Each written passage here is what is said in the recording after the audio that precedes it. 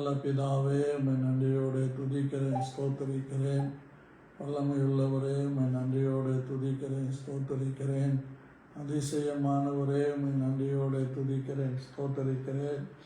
மகத்துவமானவரே, உம்மை நன்றியோடு துதிக்கிறேன், ஸ்தோத்தரிக்கிறேன். கிருபையில் ஐஸ்வர்ய சம்பன்னரே, உம்மை நன்றியோடு நான் துதிக்கிறேன், ஸ்தோத்தரிக்கிறேன். சகல கனத்துக்கும் சகல துதிக்கும் நல்ல ஸ்தோத்திரங்களுக்கும் பாத்திரராக இருக்கிறேன். எங்கள் பரலோகத்தின் தேவனே, உம்மை நன்றியோடு நான் ஸ்தோத்தரிக்கிறேன். அதிசயமானவரே, உம்மை நன்றியோடு நான் ஸ்தோத்தரிக்கிறேன். கிருபையில் ஐஸ்வர்ய சம்பன்னராக இருக்கிறவரே, உம்மை நன்றியோடு நான் ஸ்தோத்தரிக்கிறேன். மகிமையையும் மகத்துவத்தையும் அணிந்து கொண்டிருக்கிறவரே, உம்மை நன்றியோடு நான் ஸ்தோத்தரிக்கிறேன். ஜீவாதிபதியாய் இருக்கிறவரே, உம்மை நன்றியோடு ஸ்தோத்தரிக்கிறேன். மனதுருக்கத்தின் தேவனே, உம்மை நன்றியோடு ஸ்தோத்தரிக்கிறேன். இரக்கத்தையும் கிருபையையும் பாராட்டுகிற தேவனே, உம்மை நன்றியோடு ஸ்தோத்தரிக்கிறேன்.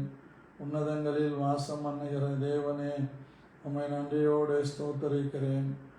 மகிமை மகத்துவம் நிறைந்தவரே, உம்மை நன்றியோடு ஸ்தோத்தரிக்கிறேன். கிருபாசனபதியே, உம்மை நன்றியோடு ஸ்தோத்தரிக்கிறேன். உன்னதங்களின் தேவனே, உம்மை நன்றியோடு ஸ்தோத்தரிக்கிறேன்.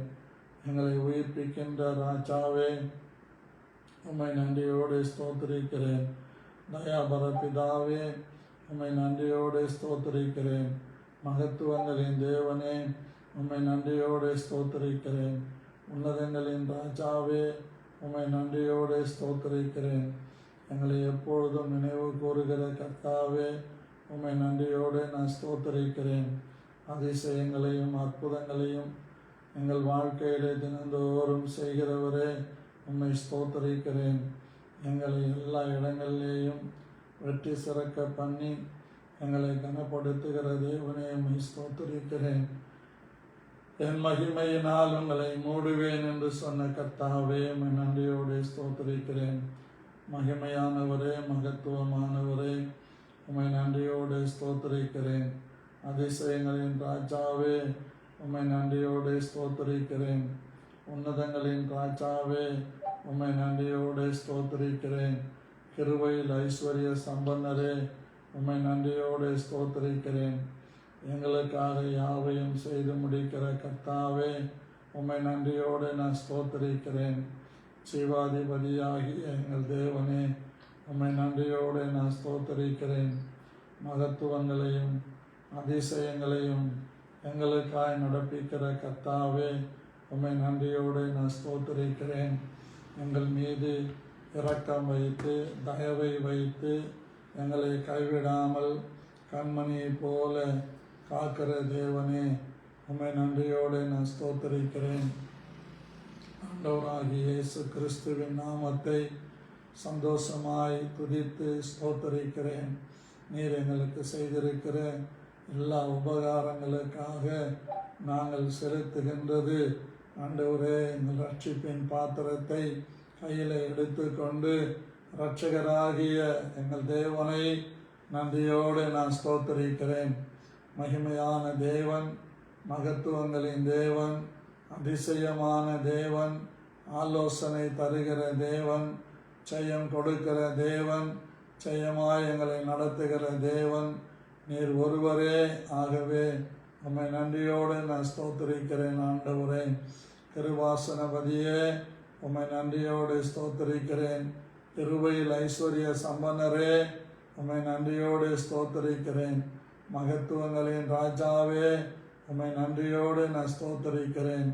உன்னதங்களின் தேவனே, உம்மை நன்றியோடு ஸ்தோத்தரிக்கிறேன். ஆண்டவரே, நீர் எங்களுக்கு செய்த எல்லா உபகாரங்களுக்காக உம்மை நன்றியோடு நான் ஸ்தோத்தரிக்கிறேன். அப்பா, இரக்கத்தில் ஐஸ்வர்யம் உள்ளவரே, உம்மை நன்றியோடு நான் ஸ்தோத்தரிக்கிறேன்.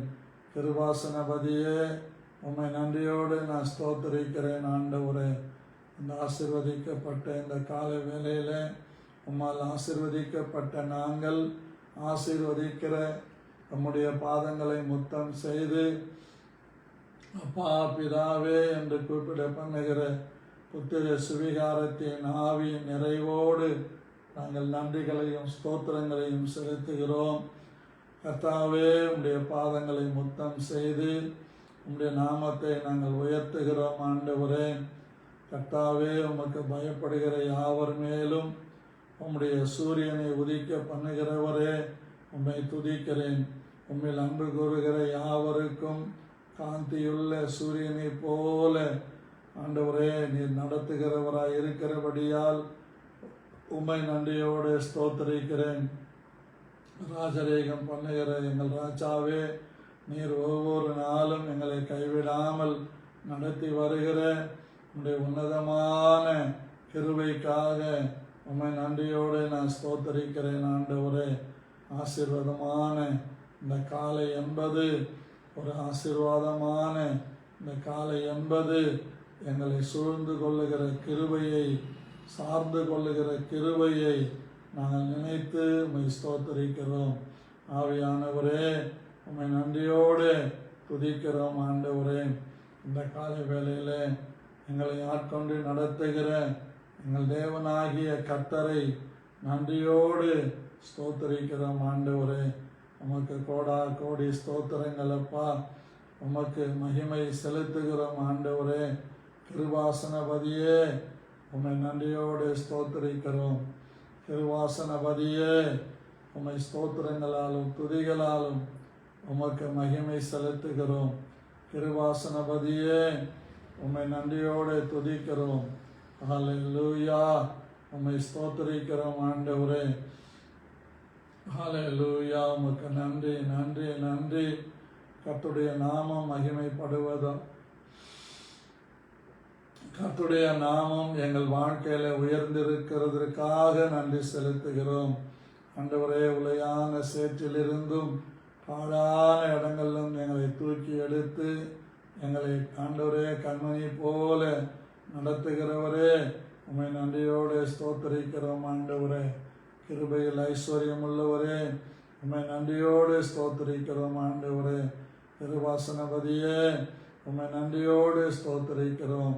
கர்த்தாவே, இந்த காலை வேளையிலே நீர் எவ்வளவு நல்லவர், வல்லமை உள்ளவர், போதுமானவர் என்பதை நாங்கள் நினைத்து உம்மை ஸ்தோத்திரிக்கிறோம் ஆண்டவரே. எங்கள் ராஜரீகம் பண்ணுகிற எங்கள் தேவனாகிய கர்த்தாவே, நீர் மகிமையான தேவனாயிருந்து எங்களை வழிநடத்துகிறபடியால் உம்மை நன்றியோடு நாங்கள் ஸ்தோத்திரிக்கிறோம். பரிசுத்தத்தில் பயங்கரமான எங்கள் தேவன், எங்கள் ராஜா, எங்கள் கர்த்தர், அதற்காக உம்மை நன்றியோடு ஸ்தோத்திரிக்கிறோம். ஆவியானவரே, இந்த காலை வேளையிலே எங்கள் இருதயத்தின் தியானமும் வாயின் வார்த்தைகளும் உம்முடைய சமூகத்திலே பிரீதியாக இருப்பதாக என்று இயேசு கிறிஸ்துவின் நாமத்தில் வேண்டிக் கொள்கிறேன் நல்ல பிதாவே, ஆமேன். அன்பான தேவனுடைய பிள்ளைகளே, இந்த ஆசீர்வாதமான இந்த காலை வேளையிலே உங்களை ஒவ்வொருவரையும் அன்போடு நான் வாழ்த்தி வணங்கி வரவேற்கிறேன். கர்த்தர் உங்களை ஆசீர்வதிப்பார். நாம் சிந்தித்து வருகிறபடி எபிரேயர் 3ஆம் அதிகாரம் 14வது வசனத்தை உங்களுக்காக வாசிக்கிறேன். நாம் ஆரம்பத்திலே கொண்ட நம்பிக்கையை முடிவு பரியந்தம் உறுதியாய் பற்றி கொண்டிருப்போமாகில் கிறிஸ்துவினிடத்தில் பங்குள்ளவர்களாய் இருக்கிறோம்.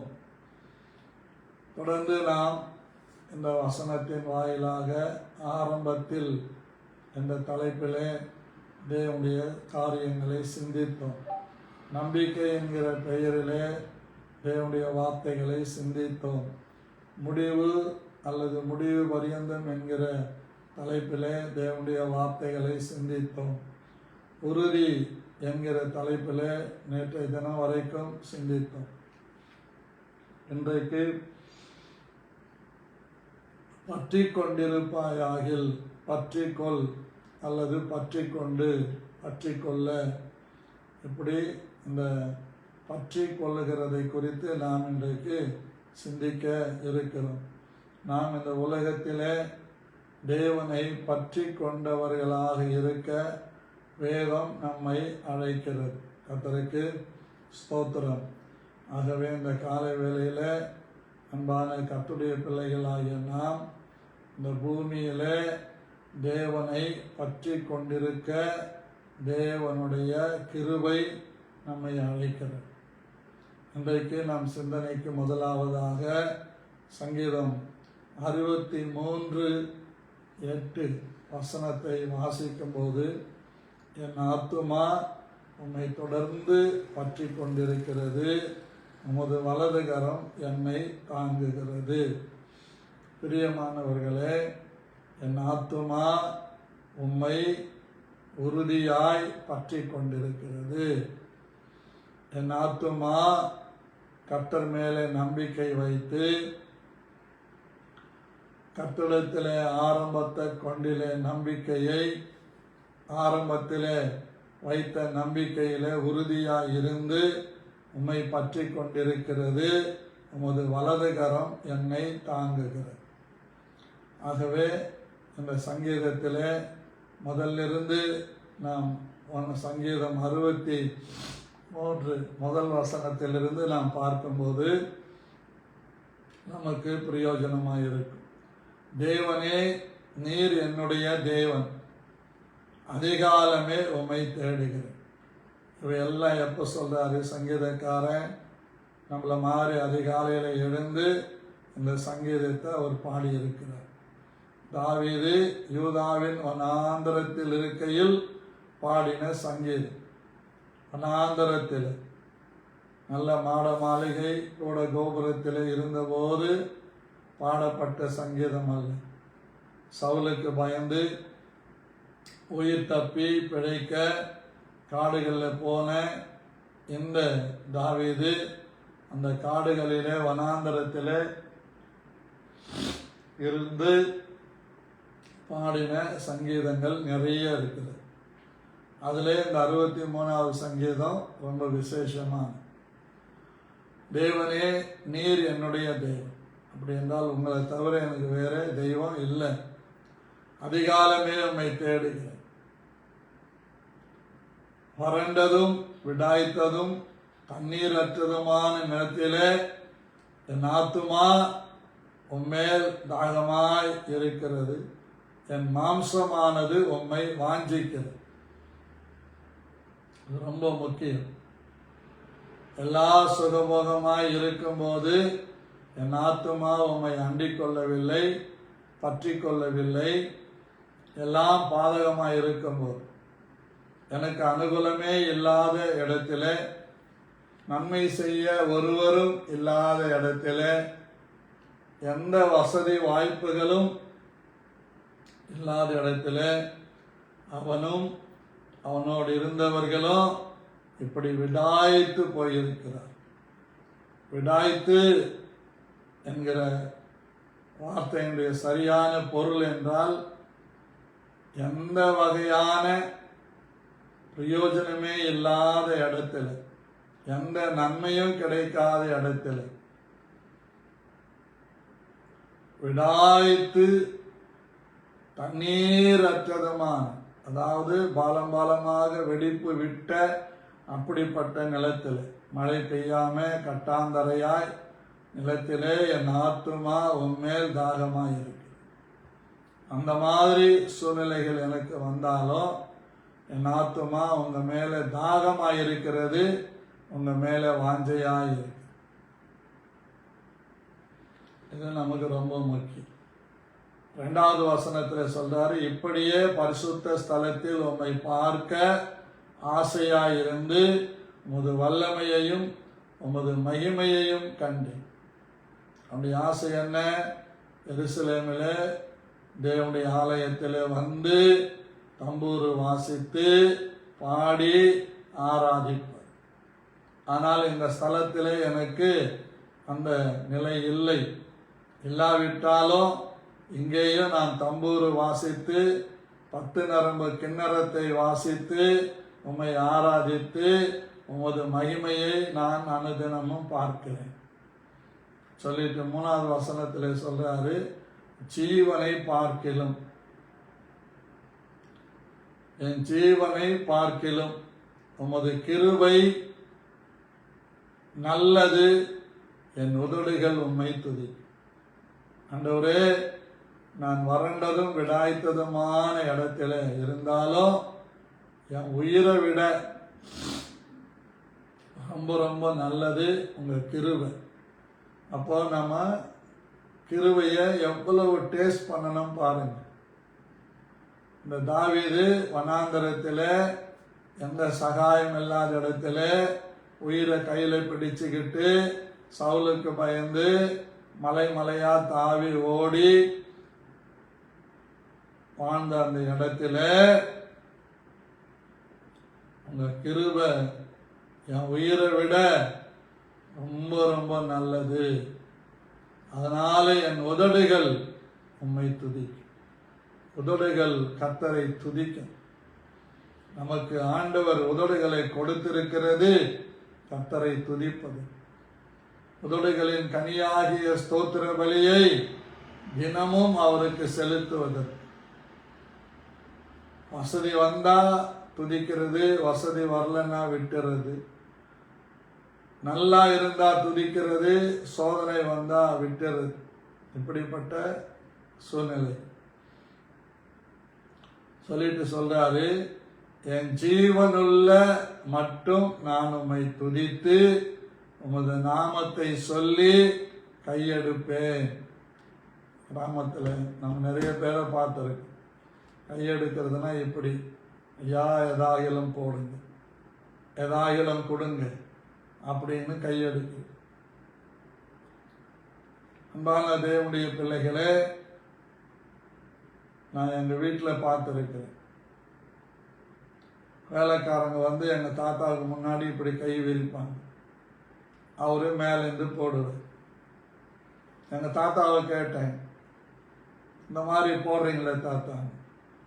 ஏய் உனக்கு தெரியாது, நீ கந்துக்கு கத்தா போ அப்படின்னு என்னை வெட்டிடுவார்.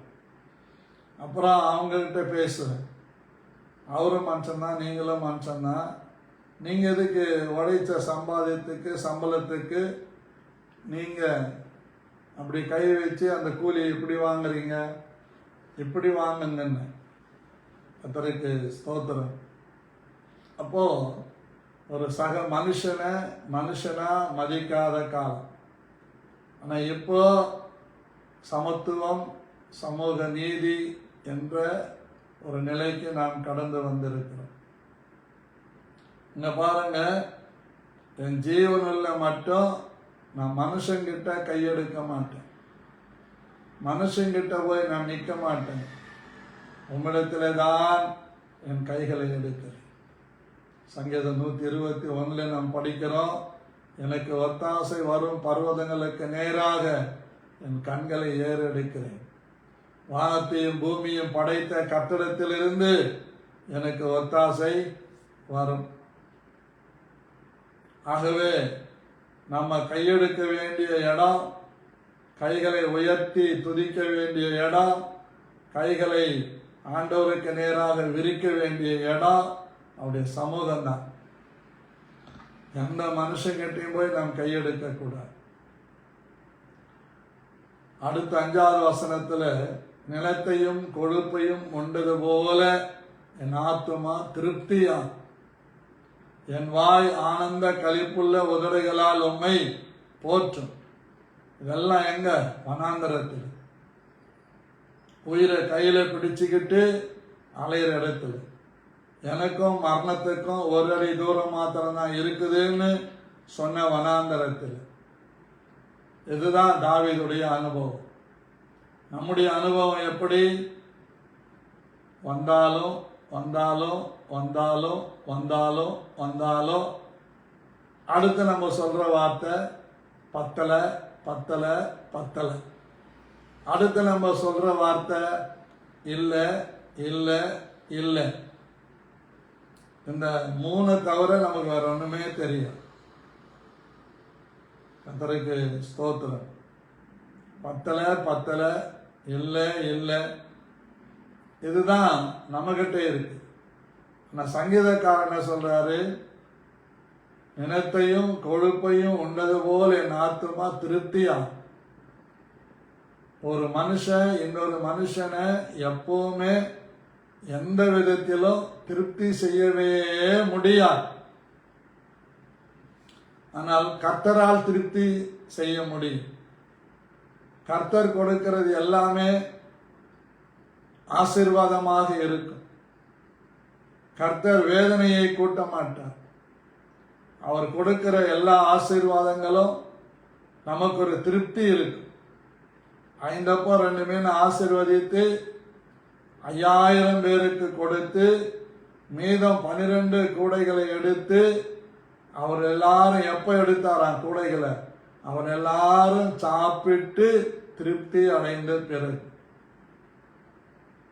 கர்த்தருக்கு ஸ்தோத்திரம்.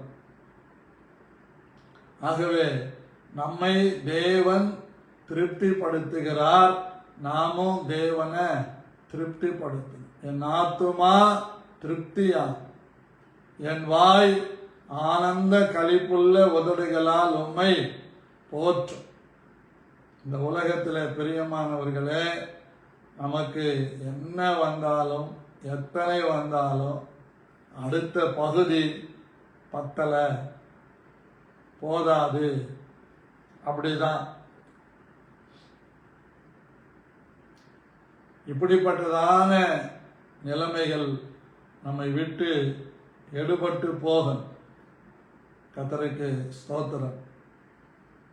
நம்மிடத்துல வச்சுக்கிட்டு யாருக்கும் வஞ்சகம் பண்ணக்கூடாது.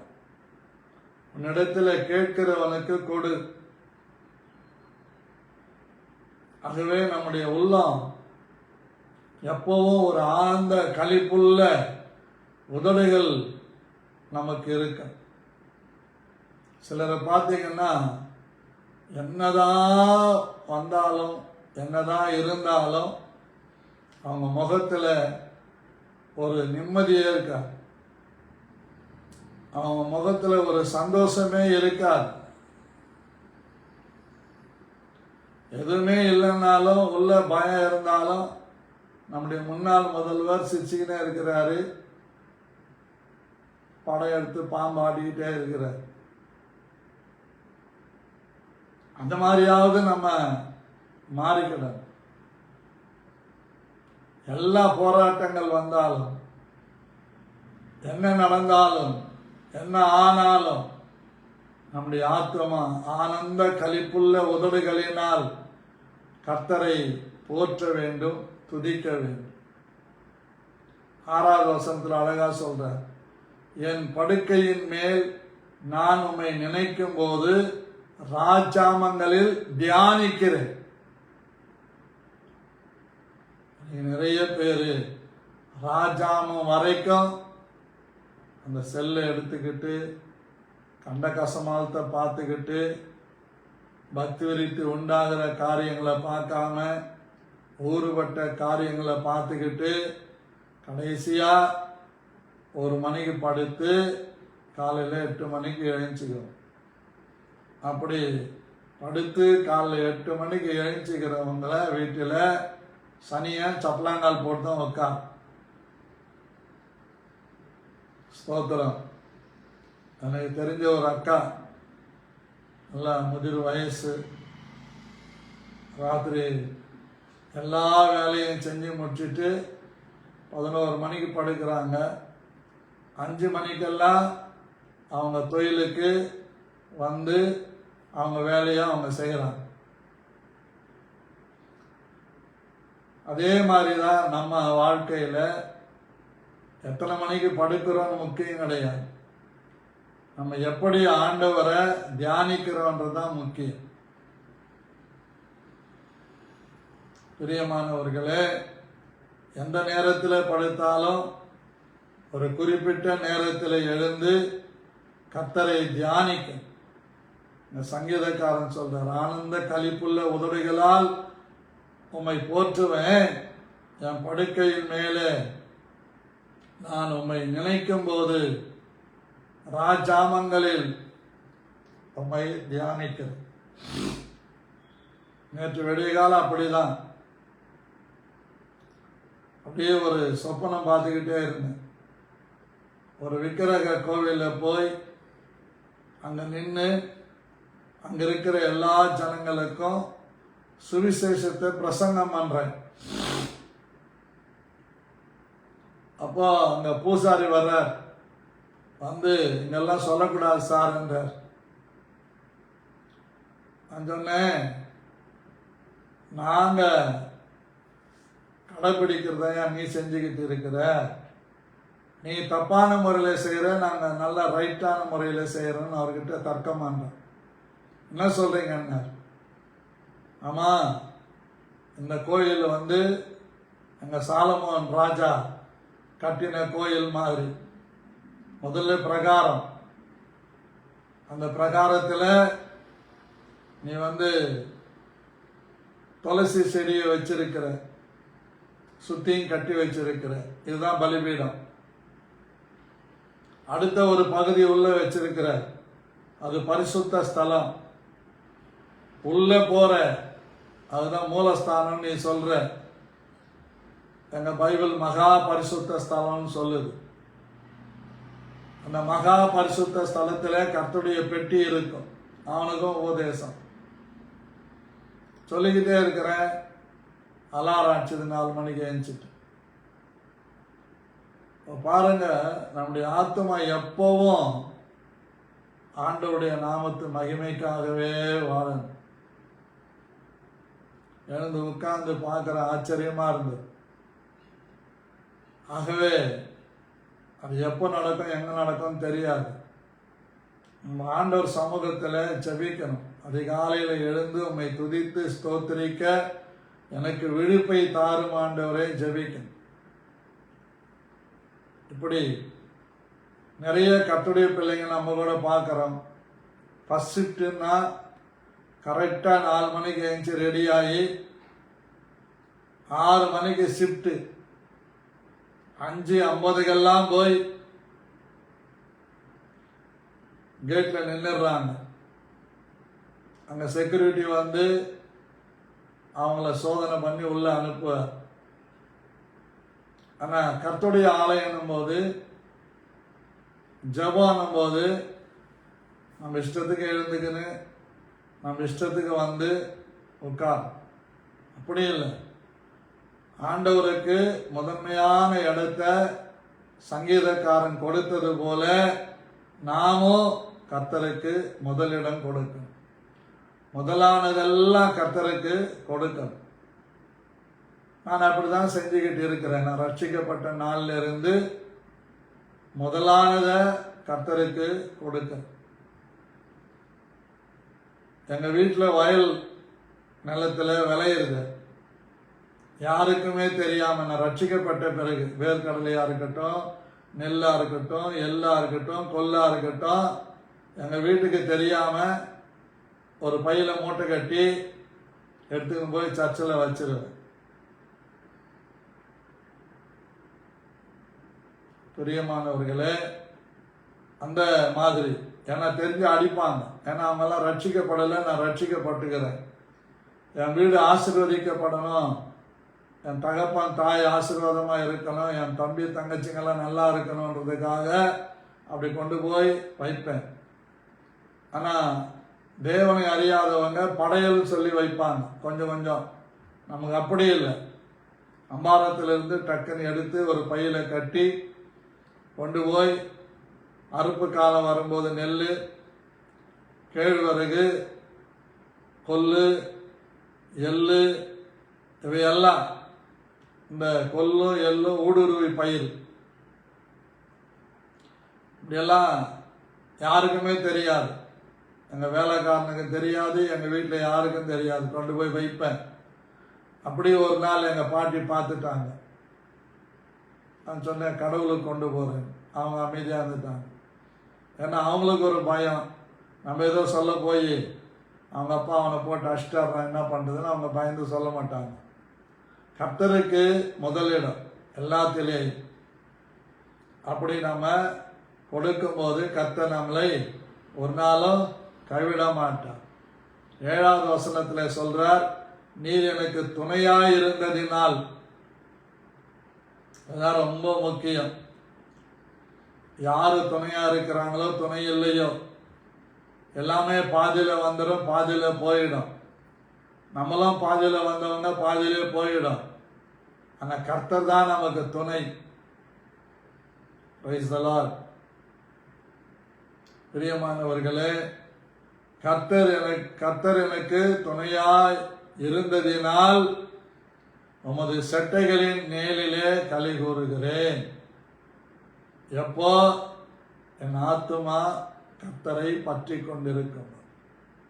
தாவீதுடைய ஆத்துமா கர்த்தரை உறுதியாய் பற்றி கொண்டதினால, அவன் பெற்றுக்கொண்ட நம்பிக்கையில, அவன் ஆரம்ப நாட்கள்ல அவனுக்குள்ள வந்த நம்பிக்கையில அவன் உறுதியாய் பற்றி கொண்டிருந்தான். ஆகவே கர்த்தர் என் பங்கு என்று அவன் சொல்லுகிறான். பிரியமானவர்களே, இப்படி ஆண்டவருடைய வலதுகரம் நம்மை தான் எவ்வளோ ஆசீர்வாதங்கள் நமக்கு பாருங்க. கர்த்தர் துணையா இருக்கிறாரு. அவர் சட்டைகளின் மேலில் நம்ம களி கூற முடியும். நம்ம ஆத்துமா அவரை தொடர்ந்து பற்றி கொண்டா அவர் வலதுகரம் நம்மை தாங்குகிறது. ஆகவே பைபிள் அழகா சொல்லுது. ஏசாயா 41:10 சொல்லுகிறது, நீ பயப்படாதே, நான் உன்னுடைய தேவன், உன்னுடனே இருக்கிறேன். நீ திகழாதே, நான் உன் தேவன், உனக்கு சகாயம் பண்ணுவேன், என் நீதியின் வலது கரத்தினால உன்னை தாங்குவேன். இதை நம்ம அபியாசிக்கணும், டெஸ்ட் பண்ணி பார்க்கணும். இப்படியெல்லாம் நம்ம தாவீது போல கர்த்தரை முன்னால வச்சு அவருக்கு முதலிடம் கொடுத்து அவரை தேடும்போது அவருக்கு நமக்கு தென்படுவார். பிரியமான தேவனுடைய பிள்ளைகளே, நாம் கர்த்தரை ஆராதிக்கிறவர். எல்லா இடத்திலேயும் கர்த்தரை முதன்மையா வைக்கணும். எங்க சொந்தக்காரங்க ஒத்துக்கல, எங்க சாட்சிக்காரங்க ஒத்துக்கல, யாரு ஒத்துக்கிறாங்களோ இல்லையோ, கர்த்தரை முதன்மையா வச்சா ஆண்டவருடைய நாம மகிமைப்படும். ஆபேலின் ரத்தம் கர்த்தரை கூப்பிட்டு, ஆபேல் மரித்தும் இன்னும் பேசுகிறான்னு எபிரேயர்ல 11ஆம் அதிகாரத்தில் நீங்க படிக்க முடியும். ஆகவே நாம் மரித்தாலும் நம்முடைய சாட்சிகள் பேசிக்கொண்டே இருக்கும்.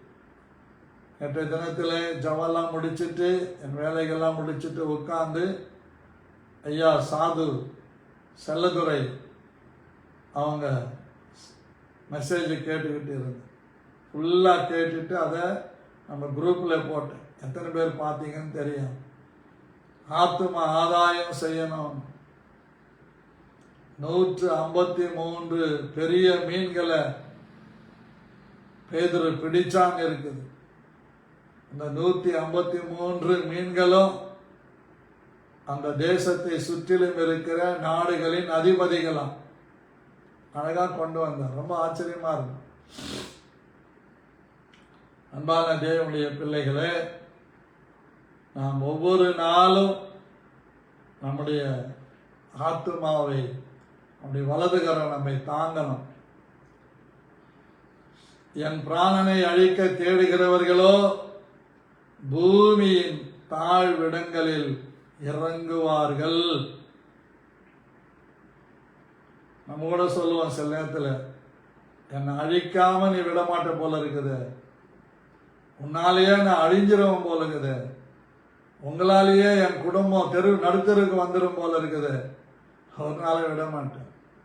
உன்னை யார் நடுத்தருக்கு கொண்டு வர நினைக்கிறாங்களோ அவங்க நடுத்தருக்கு போயிடுவாங்க.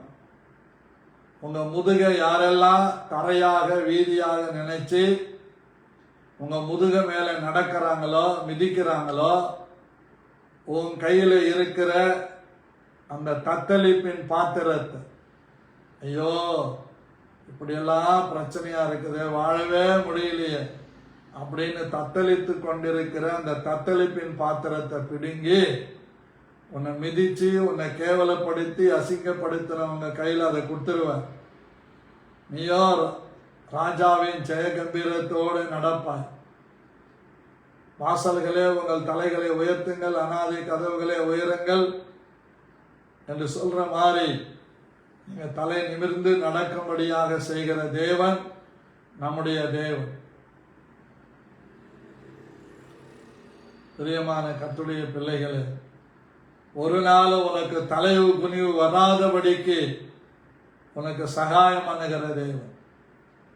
ஒரு நாளும் உன் ஜீவியத்தில் ஏதோ ஒரு அழிவுக்குள்ளே போயிட்டோம் அப்படின்னு சொல்ல உன் வாயை அனுமதிக்காத தேவன். அவரை முதலாய் வைத்தார், அவரை பற்றி கொண்டார். நாம் ஆரம்பத்திலே கொண்ட நம்பிக்கையை முடிவு பரியந்தம் பற்றி கொண்டிருப்போமாகில் கிறிஸ்துவனிடத்திலே பங்குள்ளவர்களாக இருப்போம். அவர் மரணத்தை ஜெயித்தார், சாத்தானை ஜெயித்தார், எல்லா விபரீதங்களை ஜெயித்தார். அவர் நமக்குள்ளே இருக்கிறார், நாமும் ஜெயிக்கிறது. தோத்து போகிறவர்கள் அல்ல, புறமுதுகிட்டு ஓடுகிறவர்கள் அல்ல, புறமுதுகிட்டு வாழும்படியாக நம்மை தேவன் வைக்கவில்லை. மாறு கொண்டு வீறு கொண்டு வெற்றி நடை போட இந்த காலை வேளை கர்த்தருடைய ஆவியானவர் உங்கள் ஆத்துமாக்களை எல்லா வல்லமையினாலும் கிருபையினாலும் துதியினாலும் ஸ்தோத்திரத்தினாலும் நிரப்புவாராக இயேசு கிறிஸ்துவின் நாமத்தில். நம்முடைய வாழ்க்கை அப்படியே அனுபவமா மாறின். ஒவ்வொரு ஸ்டெப்பும் நம்முடைய வாழ்க்கையின் அனுபவமா மாறணும். அநேகர் அந்த நம்முடைய வாழ்க்கையினுடைய ஒவ்வொரு படிகை பார்த்து ஆச்சரியப்படும்படியாக நம்முடைய நிலை உயர வேண்டும். கர்த்தருக்கு ஸ்தோத்திரம். பிரியமானவர்களே, இந்த காலை வேளையில இப்படி ஆண்டவருடைய நாமத்தை நாம் மகிமைப்படுத்த வேண்டும். அவருடைய நாமத்தை நாம் எவ்வளவாய் மகிமைப்படுத்துகிறோமோ அவ்வளவாய் நாம் ஆசீர்வதிக்கப்படும். ஒரு வசனத்தை சொல்லி நான் முடிக்கிறேன். சங்கீதங்களின் புஸ்தகம் 119 சங்கீதம் 34வது வசனம். அது ஒரு அருமையான ஜெபம். இன்னைக்கு அது ஜெபத்தை நம்ம செய்யணும். எனக்கு உணர்வை தாரும், இதுதான் ரொம்ப முக்கியம். அப்பொழுது நான் உமது வேதத்தை பற்றி கொண்டு என் முழு இருதயத்தோடும் அதை கைக்கொள்ளுவேன். அந்த ஜெபம் நமக்கு வேணும். நம்ம ஜெபிக்கணும். பாருங்க, அவ்வளோ பெரிய சக்கரவர்த்தி, ராஜாதி ராஜா தாவீது என்ன அருமையா சொல்றார் சங்கீதக்காரர். எனக்கு உணர்வை தாரும், அப்பொழுது நான் உமது வேதத்தை பற்றி கொண்டு என் முழு இருதயத்தோடும் அதை கைக்கொள்ளுவேன். உணர்வு இருந்தாதான் வேதத்தை பற்றி கொள்ள முடியும். உணர்வில்லாதவங்க வேதத்தை பற்றி கொள்ள மாட்டாங்க. வேதத்தை பற்றி கொண்டவங்க இடற மாட்டாங்க. வேதத்தை பற்றி கொண்டவங்க எங்கேயும் தலை குனிஞ்சு நிற்க மாட்டாங்க. வேதத்தை பற்றி கொண்டவங்க எந்த சூழ்நிலையும் எதற்கும் பயப்பட மாட்டாங்க. வேதத்தை பற்றி கொண்டவங்க, வேதத்தை பற்றி கொண்டால் கிறிஸ்துவை நீ பற்றி கொண்டதற்கு அடையாளம். வேதத்தை படித்து அபியாசித்து சிந்தித்து தியானித்து அதற்கேற்றாற் போல் நம்முடைய வாழ்க்கையை ஒப்பு கொடுக்கும் போது கர்த்தர் நம்மை ஒரே ஒரு இடத்துல கூட தலை குனிய விட மாட்டார். சத்துருக்களுக்கு முன்பாக உன் தலையை எண்ணெயினால் அபிஷேகம் பண்ணி உன் பாத்திரம் நிரம்பி வழியும்படி செய்வார். கர்த்தருடைய வீட்டிலே நீடித்த நாட்களாய் நாம் நிலைத்திருக்கும்படி செய்வார். நன்மையையும் கிருபையும் நமக்கு அருளி நம்முடைய வாயை திருப்தி ஆக்குவார். ஆகவே பிரியமான கர்த்தருடைய பிள்ளைகளே, கர்த்தருக்கு முதலிடம் கொடுக்கணும். கர்த்தருடைய வேதத்தை பற்றி கொள்ளும். இதை நம்ம செஞ்சுட்டே வரும்போது எல்லா இடத்திலேயும் எல்லா சூழ்நிலையும் நாம் ஜெயிக்கிறவர்களாக இருக்கும். எனக்கு தெரிஞ்சது அதுதாங்க. எனக்கு இருக்குதோ இல்லையோ, ஆனால் சில கஷ்டங்கள் வரும்போது அவங்களுக்கு நம்ம உதவி செய்யணும். ஒரு நாள் வெளியில் நின்றுட்டு இருக்கிறேன், காரெல்லாம் தொடச்சி முடிச்சுட்டு ஒரு ஐயா வந்தார். நமக்கு ரொம்ப தெரிஞ்சவர். எப்பமாவது கூப்பிட்டா வந்து இங்கே உதவி செஞ்சுட்டு போவார். ஐயா வணக்கம்னாரு. வணக்கம். எங்கே போயிட்டு வர்றீங்கன்னு கேட்டேன். இப்படி வேலைக்கு வர சொன்னாங்க ஐயா, போனேன், வேலை இல்லைன்னு சொல்லிட்டாங்க, என்ன செய்யுதுன்னு தெரில, இன்னைக்கு வீட்டுக்கு மத்தியானத்துக்கு சாப்பாட்டுக்கு இல்லை, ராத்திரிக்கு சாப்பாட்டுக்கு இல்லை, யோசிச்சுக்கிட்டே போகிறேன் அப்படின்னார். கூப்பிட்டு அவர் கையில் 200 ரூபாய் கொடுத்து சொன்னேன், இதில் சாராயம் குடிச்சாவோ, பீடி பிடிச்சாவோ, வெத்தலை பாக்கு போட்டாவோ ஹார்ட் அட்டாக் வந்து செத்துருவேன்.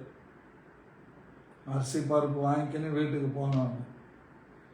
அப்படியே திரும்பி போனார். அந்த வளைவில் இருக்கிற அந்த கடையில் போய் அரிசி பருப்பு எல்லாம் வாங்கிட்டு வீட்டுக்கு போனார். எதுக்கு சொல்கிறேன்னா, அவங்களால நமக்கு நன்மை இருக்குதா இல்லையா அது முக்கியம் கிடையாது. உன்னிடத்தில் கேட்கிறவனுக்கு கொடு. இல்லைன்னா பிரச்சனை இல்லை, இருந்தும் இல்லைன்னா தான் பிரச்சனை. எப்பவுமே இல்லாதையே போயிடும். ஆகவே எங்கிட்டையும் நிறைய பேர் சொல்லுவாங்க, கேட்பாங்க, கொடுப்பேன். ஆனால் அவங்க தான் சொல்லுவாங்க, இந்த நாளில் கொடுத்துட்றேன், அந்த நாளில் கொடுத்துட்றேன். கொடுக்கவே மாட்டாங்க, என்னை திரும்பி கூட பார்க்க மாட்டாங்க. நிறைய பேர் இருக்கிறார். ஆனாலும் அன்பு திரளான பாவங்களை மூடும்.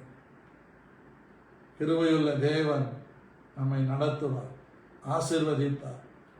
நம்ம பெருசு பெருசாக லட்சமாக கொடுத்துட்டு போகிறதில்லை. 100, 200 கூட அடுத்த மனுஷனுக்கு பிரயோஜனமாக இருக்குதுன்னா அது கர்த்தருக்கு கொடுக்கிற மாதிரி. ஏழைக்கு இறங்குகிறவன் கர்த்தருக்கு கடன் கொடுக்கிறான், அதை அவனுக்கு திரும்ப கொடாமற் போகா என்று எழுதியிருக்கு. பாருங்க, அன்னைக்கு அவருக்கு 200 ரூபாய் கொடுத்தேன். அன்னைக்கு சாயங்காலம் என் அக்கௌண்ட்டில் 2000 ரூபாய் வந்தது. எங்கள் ரேச்சலுடைய அம்மா காணிக்கு அனுப்பியிருந்தாங்க. நம்ம கர்த்தருக்காக செய்யும்போது கர்த்தர் நம்மளை வெட்கப்படுத்தவே மாட்டேன். முதலிடம் கர்த்தருக்கு கொடுக்கணும். ஜீவனை பார்க்கலாம் கிருபை நல்லது,